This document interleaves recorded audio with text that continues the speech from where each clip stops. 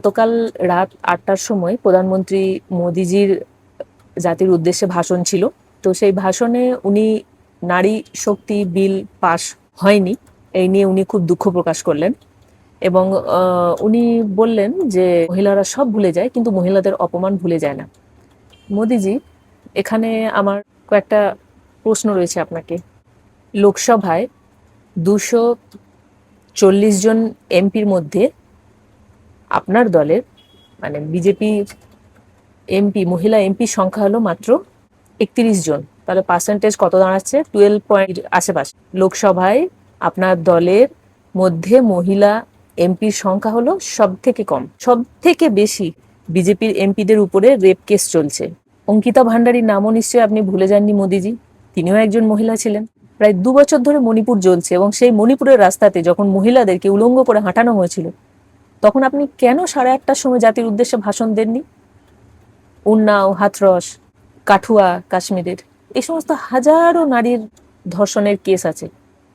এমনকি বিলকিস বানো গুজরাটের 2002 সালে দাঙ্গায় যিনি ক্ষতিগ্রস্ত হয়েছিলেন, তাকে যে সমস্ত রেপিস্টরা রেপ করেছিল গর্ভবতী অবস্থা থাকাকালীন, তারপর তাদেরকে 15ই আগস্ট স্বাধীনতা দিবসের দিন তাদেরকে ছেড়ে দেওয়া হয়েছে এবং তাদেরকে ফুলমালা দিয়ে স্বাগত করা হচ্ছিল।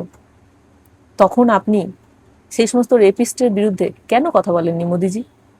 আসল কথা হলো ডিলিমিটেশন বিল ছিল, যেটাকে পিছনে রেখে এবং সামনে ওমেন্স রিজার্ভেশন বিলটাকে রেখে ওটাকে আড়াল করে রেখে এটাকে পাস করে উদ্দেশ্য ছিল নারী সংরক্ষণকে ডিলিমিটেশন বা নির্বাচনী এলাকার যে সীমানা রয়েছে সেটাকে মানে পুনর্নির্ধারণ করে একেবারে তাকে আস্তে ফিস্টে বেঁধে ফেলা। এর ফলে কি হতো, উত্তর ভারতে যে সমস্ত হিন্দি বলয়ের রাজ্যগুলো রয়েছে সেই যে রাজ্যগুলোতে বিজেপি শাসিত সরকার আছে এবং সেখানে যেহেতু পপুলেশন বেশি, সেখান থেকে বেশি পরিমাণে সাংসদ নির্বাচিত হয়ে সংসদে যেত।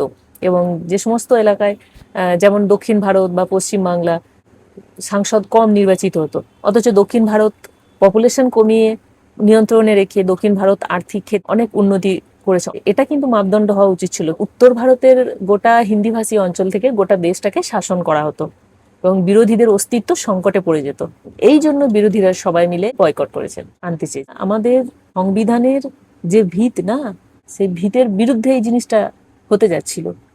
2023 সালে নারী শক্তি বিল পাশ হয়ে গেছে এবং সেখানে 454টা ভোট পেয়েছিল পক্ষে এবং 2টো বিপক্ষে ভোট পড়েছিল এবং সেটা ইমপ্লিমেন্টেশন করার কথা ছিল 2029 সালে। তাহলে হঠাৎ এখন 2026-এ বাংলাতে ভোট আছে, সেই বাংলা যেখানে একজন মহিলা মুখ্যমন্ত্রী আছেন, এই ভোটের আগে আপনি হঠাৎ করে নারী শক্তি বিল পাশ হয়নি, কেন এত মন খারাপ করছেন মোদিজি?